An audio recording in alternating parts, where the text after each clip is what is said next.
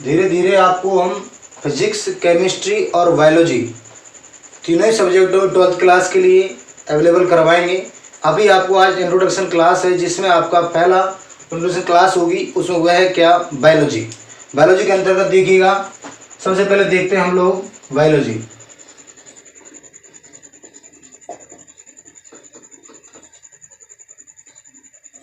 Biology शब्द बेटा कहाँ से आया, कैसे आया, हमें ये चीज़ सारी चीज़ की नॉलेज होना चाहिए, क्योंकि बेसिक जब स्ट्रांग होता है तो हम बहुत कुछ कर सकते हैं। तो साइंस सबसे पहले हमें पता लगता है, ये जो साइंस वर्ड होता है वह किससे लिया गया था, सिंटिया से लिया गया था।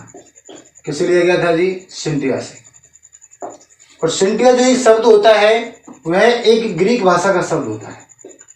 कौन सी भाषा का, ग्रीक भाषा। इसे अपन जर्मन भाषा भी कह सकते हैं, इसे लैटिन भाषा भी कह सकते हैं, लैटिन भाषा। अपन इसके अर्थ की बात करते हैं तो इसका अर्थ क्या होता है, जानना।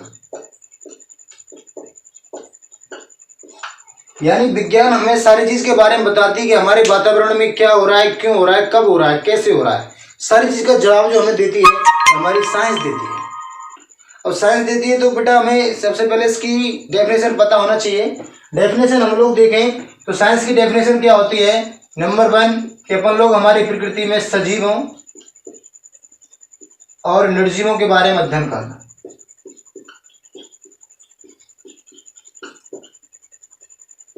निर्जीवों के बारे में अध्ययन करना, अध्ययन करना क्या कहलाता है जी, विज्ञान कहलाता है।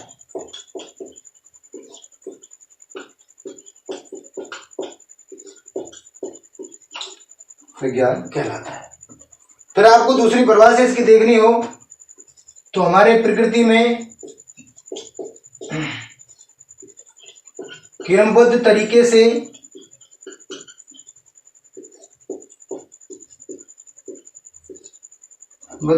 से सुव्यवस्थित अध्ययन को, किसको जी, सुव्यवस्थित अध्ययन को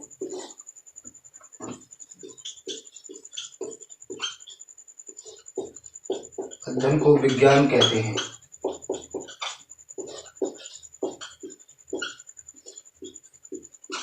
विज्ञान कहते हैं। ये चीज हमें बताई थी कि विज्ञान का जो पिता होता है, फादर ऑफ साइंस, किसे कहा जाता है, वह होता है बेटा गैलीलियो गैलीली। कौन होता है, गैलीलियो गैलीली, जिसे कहते हैं फादर ऑफ साइंस। कौन होता है, गैलीलियो गैलीली। इस साइंटिस्ट को कहते हैं हम लोग father of science, Galileo Galilei. तो गैलीलियो गैलीली ने बताया था कि साइंस की ब्रांचेज हम लोग अध्ययन करें तो सबसे पहली जो ब्रांच होती है वह होती है बेटा कौन कौन सी, पहली होती है जी बायोलॉजी,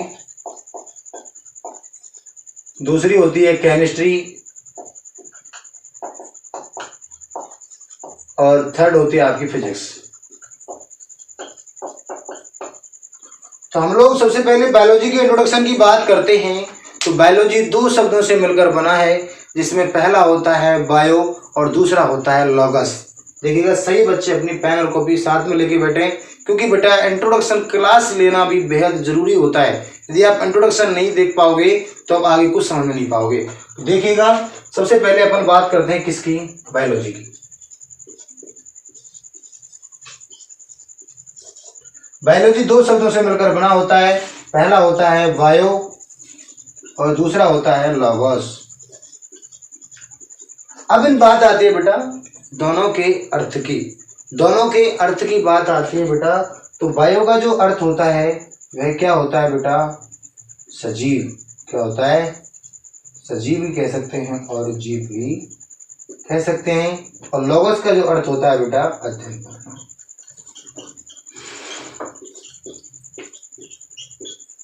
अध्ययन करना। तो अपन बायोलॉजी की परिभाषा बोलें तो क्या कहते हैं बायोलॉजी की परिभाषा बेटा, किसी भी जीव के संपूर्ण जीवन के बारे में अध्ययन करना, बायोलॉजी कहलाता है। किसी भी जीव के संपूर्ण जीवन के बारे में स्टडी करना जीव विज्ञान कहलाता है। जीव विज्ञान कहलाता है। तो जीव विज्ञान के बारे में हम लोग स्टडी करते हैं। तो जीव विज्ञान में क्या होता है, सुनिएगा ध्यान से। सभी स्टूडेंट अपनी अपनी पेन और कॉपी साथ में लेके बैठेंगे और देखेगा बेटा।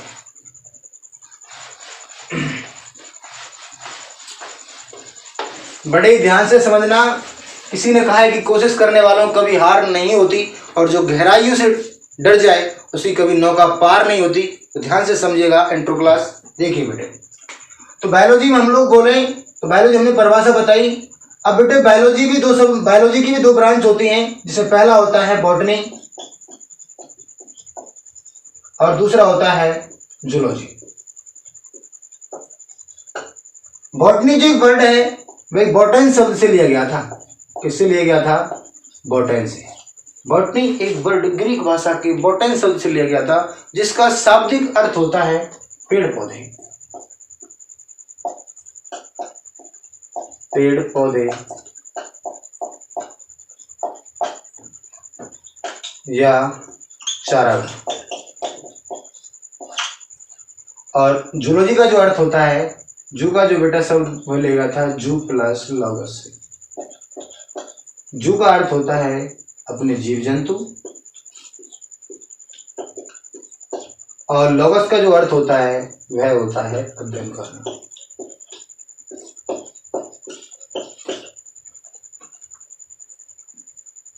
क्या होता है? अध्ययन करना। अब बेटे अपन इसकी डेफिनेशन की बात करें इसकी कि जीव विज्ञान की वह शाखा जिसके अंतर्गत पेड़ पौधों के बारे में अध्ययन किया जाता है उसे वनस्पति विज्ञान कहते हैं। दूसरी बात करें बेटा जूलॉजी की कि जीव विज्ञान की वह शाखा जिसके अंतर्गत जीव जंतुओं के बारे में अध्ययन किया जाता है उसे जंतु विज्ञान कहते हैं। और जंतु विज्ञान का पिता नोट किया जाए कि बेटा बायोलॉजी और जो जूलॉजी है दोनों का पिता जिस साइंटिस्ट को कहा जाता है उसका नाम होता है बेटा अरस्तु। क्या होता है जी? अरस्तु। और फादर ऑफ बॉटनी कौन होता है? फादर ऑफ बॉटनी जिसे कहते हैं वह होता है थियोफ्रेस्टस। कौन होता है? थियोफ्रेस्टस। थियोफ्रेस्टस होता है फादर ऑफ बॉटनी। अब हमारी सबसे पहले बात आती है, चाहे हम जीव विज्ञान की स्टडी करें, बॉटनी की करें, बायोलॉजी की करें, तो हमें जूलॉजी की करें, हमें सबसे पहले ये पता होना चाहिए कि हम सबसे पहले शुभारंभ करते हैं कहाँ से? वह होता है कौन? सेल। कौन होता है? सेल। सेल जो होती है, सेल को क्या कहा जाता है? सेल के बारे में हम लोग बात करें तो बेटा सबसे पहले हमारी जो सेल आई थी वो क्या कौन है? डेड सेल, जिसे कहते हैं डेड सेल। डेड सेल को क्या कहा जाता है? डेड सेल को क्या कहा जाता है? मृत कोशिका। मृत कोशिका की खोज जिस साइंटिस्ट ने की थी उस साइंटिस्ट का नाम होता है बेटा 1665 में रॉबर्ट हुक नामक साइंटिस्ट ने की थी। किसने की थी? रॉबर्ट हुक नामक साइंटिस्ट ने।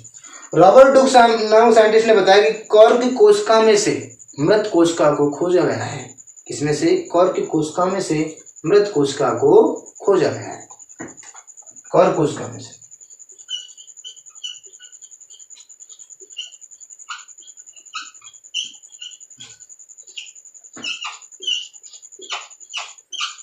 मृत कोशिका को खोजा गया है। उसके बाद अपन देखते हैं फिर हमारा दूसरा होता है लिविंग सेल। कौन सा होता है? Living cell.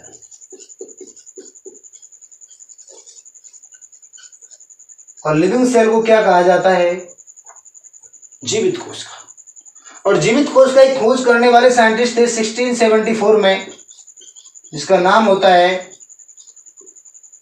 Antony van Leeuwenhoek. Antonie van लीवेनहॉफ।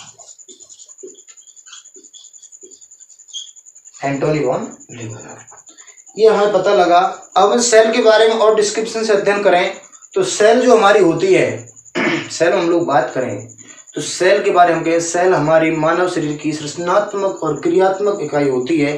Cell is human body structure unit and functional unit is cell.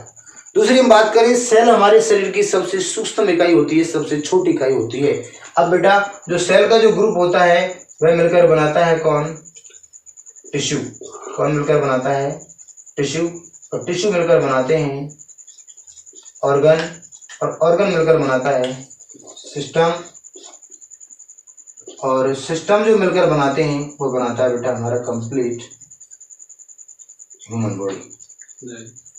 कौन होता है? Human body. कौन होता है? Human body. दोबारा से फिर देखेंगे एक बार हमारे सेल के बारे में। सेल हमारी बॉडी की सबसे छोटी इकाई होती है, और उसके बाद सेल को मानव शरीर की सृजनात्मक एवं क्रियात्मक इकाई भी कहा जाता है। उसी प्रकार से हम लोग देखें तो सेल के बारे में और दूसरी बात कहें कि सेल के जो ग्रुप होते हैं, इस ग्रुप ऑफ सेल मिलकर जिसका फॉर्मेशन करता है उसे क्या कहते हैं बेटा? टिश्यू। और टिश्यू जो होता है वह मिलकर बनाता है ऑर्गन को, और ऑर्गन जो होता है वह मिलकर बनाता है कंप्लीट सिस्टम को, और सिस्टम जो होता है वह मिलकर बनाता है बेटा किसे? ह्यूमन बॉडी को। तो इसी प्रकार से हमारी ह्यूमन बॉडी का निर्माण हो जाता है, और ह्यूमन बॉडी के निर्माण में हमारी सेल की बहुत ज़्यादा प्रायोरिटी होती है।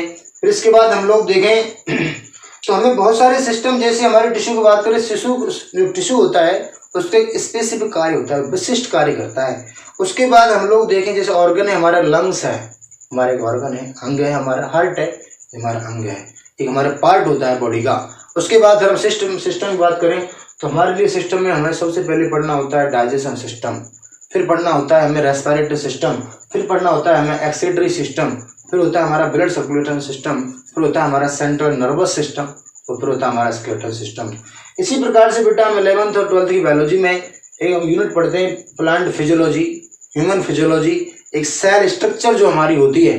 कंटिन्यू हम आपको क्लास देंगे, और जिसमें आपको पर डे क्लास मिलेगी। क्लास शेड्यूल देख लीजिएगा, बिल्कुल घबराने की बात नहीं है, बिल्कुल घबराने की बात नहीं है बेटा।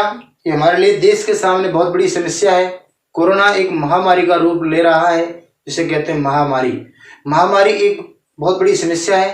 इसलिए आपको हमारा एजुकेशन डिपार्टमेंट जो है उसको बहुत ज़्यादा लॉस हो रहा है, इसलिए आपको बिल्कुल बेहद घबराना नहीं है।